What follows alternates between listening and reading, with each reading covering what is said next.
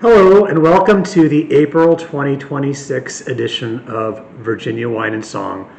I'm sorry, May 2026. I've had a lot of issues with various cameras. I needed to replace my camera because my camera that I've had for about 10 years finally kicked the bucket, and I've been experimenting with different types of replacement cameras. So I think I locked into one that I think is going to work.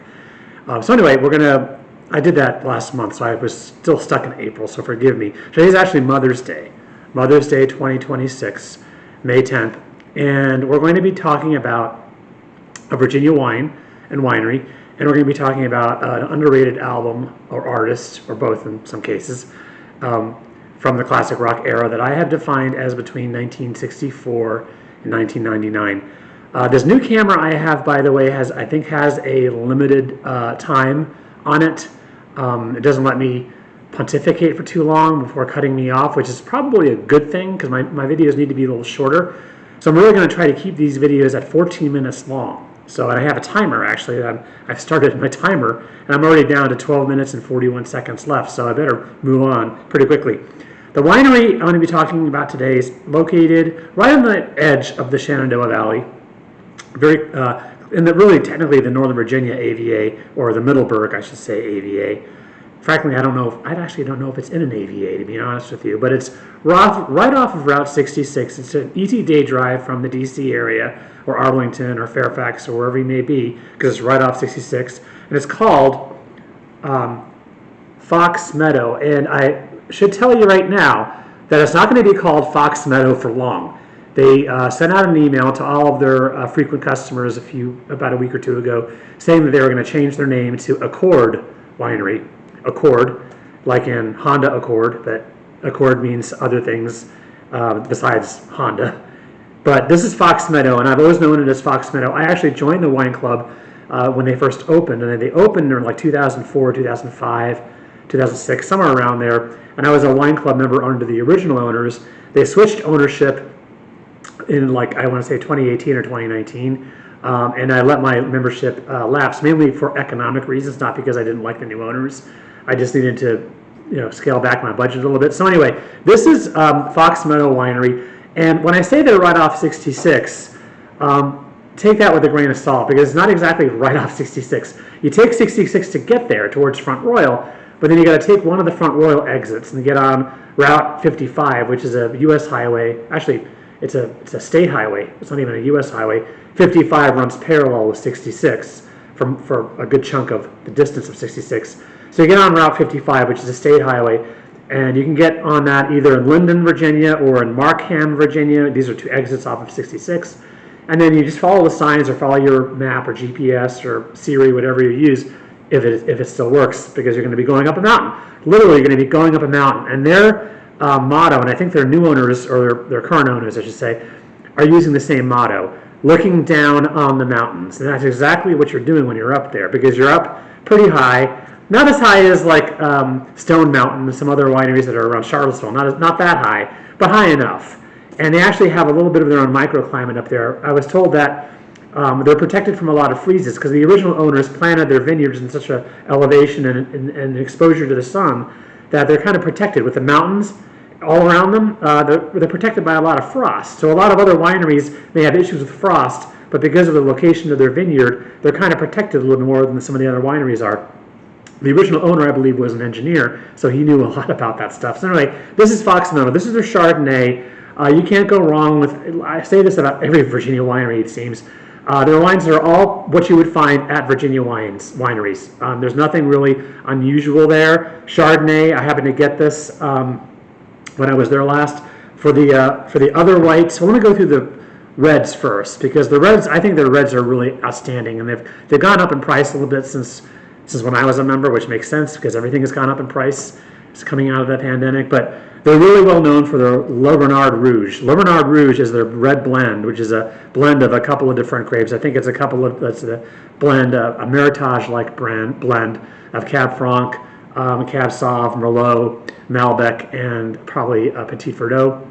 I'm just guessing. Le Renard Rouge, they actually won the Governor's Cup a couple of years. So that's an excellent wine. And by the way, the new owners, the current owners, they kept the same winemaker that the original owners had. So the only thing that's really changed is the label. They used to have a label with a fox on it, but they've moved on to this other label here, a little more interesting with the artwork. And of course, with their new winery being called Accord Winery, who knows what they're going to be using for their label. They also have for reds, they have Petit Verdot, Cab Sauv, a straight up Merlot, Reserve Cab Franc. They have a Rosé, which is great, and the Rosé is dry. Friesland Red, which is a little bit on the sweet side. It's kind of an everyday, you could chill it type wine, bring it to Wolf Trap, that sort of thing. So the reds are definitely, nothing really unusual for Virginia. For whites, besides the Chardonnay, they have Le Renard Gris, which is like a Pinot Gris. They have They have a couple of different Chardonnays. Actually, they have a Petit Manseng. They have a Pinot Grigio. They have a Pinot Grigio and Le Renard Gris, which is like a Pinot Gris. So you can do a comparison, which is really interesting. You can try. I don't think they do counter tastings anymore, unfortunately, but they will give you a sample if you ask. You can try the Pinot Grigio, which is the Italian variation of that grape, and you can contrast it or compare it with Le Renard Gris, which is the French style. I find the Le Renard Gris or the Pinot Gris a little bit more fruity, and the Pinot Grigio is a little more, a little on the slightly oakier side, a little closer to a Chardonnay. Blue Mountain Mist, which is kind of a sweet wine. I don't usually get that. Same with Friesland White. These are the wines that they had even under the original owners, so they didn't really change much.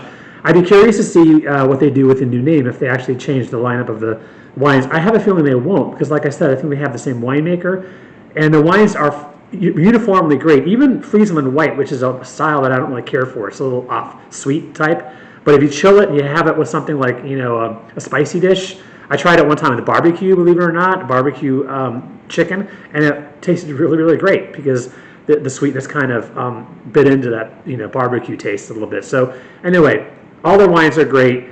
Fox Meadow, on the way to Front Royal, there are a couple of wineries along that stretch of 66. You'll see the signs, the highway signs, announcing the different attractions.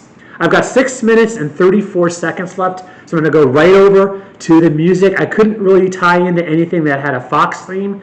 I already talked about Foxtrot, which is the Genesis album, and I couldn't really think about any other albums or songs that had Fox in the title, besides Fox on the Run, which is a song by Sweet, but I don't have any albums by Sweet. So I want to talk about, I was criticized back in February during Black History Month for not featuring enough black artists. So I'm going to go ahead and rectify that now. I was going through my collection, and I actually pulled this album out the other day to listen to it, and it really is, I think, one of the finest R&B records ever made.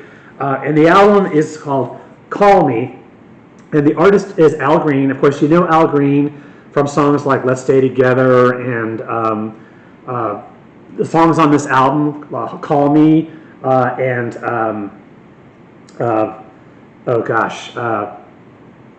Here I Am, Come and Take Me. I mean, he's got, I'm Tired of Being Alone. I don't think that's on this album, but this is a great album. It's just a smooth, I hate the category yacht rock. I don't like that term. But if you want to create a subcategory called yacht soul or yacht R&B, this would fit right in. It's just, the percussion in this album, it's very minimalistic and interesting. His songs are, he is a reverend now, so his songs are very spiritual, a lot of them. In fact, there's a song on here called Jesus is Waiting. But I'm not a very religious person, and I like it anyway. It's just, that's the way he was. That's the way he is, rather. He's Al Green. Who doesn't love Al Green? And this is on the original High label, HI, which is a record label, I think, based in, I want to say they're based in Memphis, or the Memphis area. I may have to look that up. I should have done my research on High Records. He was by far the most famous artist who was on High Records. So this album has got Here I Am, Come and Take Me on it. You Ought to Be With Me, which was a hit for him. That's on this record. And, of course, the song Call Me.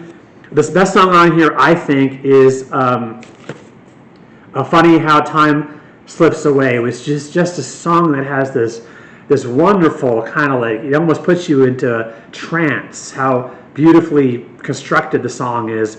He also does a cover of I'm So Lonesome I Could Cry, which is a Hank Williams song, a very famous country song. And he does a great job with that. So this, I hope, the individual who criticized me for not featuring enough black artists, I have several black artists in my collection. I've got Stevie Wonder and Marvin Gaye and all that, but I decided to pick Al Green just because I wanted to focus on an album. You don't really hear much about him on the album front. You hear about his songs, his singles, and his hits, but you don't really hear him talk about. You don't really hear him talked about in context of a great album. This is a great album. This album came out in 1972. So you couldn't go wrong in 1972. That was really just a great year for music all around, no matter what your genre. I also got this on CD. I bought this a couple of years ago on CD, and it's actually a remastered copy of this album, and it's put out by a company called Fat Possum Records. Fat Possum, I guess they bought the rights to a lot of, again, I don't want to call it obscure, but a lot of albums that they weren't on major labels. They may have had licensing rights, but they acquired the licensing for this album. And Fat Possum Records is actually based in Mississippi, so it's got the Alabama, Mississippi, Memphis connection, the Deep South connection, and it sounds great. Whether you get this on vinyl or whether you get the CD, I think you can go right to their website. It's called Fat Possum Records. Check it out. Get it on CD if you want to have a digital copy. Anyway, Al Green, and enjoy it with Fox Meadow wine. And look at me. I was able to wrap this up with 2 minutes to spare. So since I have about 2 minutes to spare, I'll just say briefly what I've noticed about a lot of the new wines.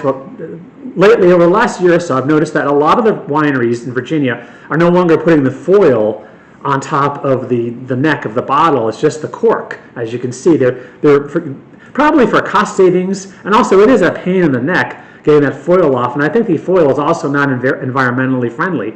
So why do you need the foil? So I just noticed this trend recently when I've been going to these wineries. I haven't looked at the supermarket to see if this the regular wines from other parts of the world are doing the same thing, but I thought that was interesting, a nice eco way to enjoy your wine. And this has a cork in it. A lot of the wines have screw tops.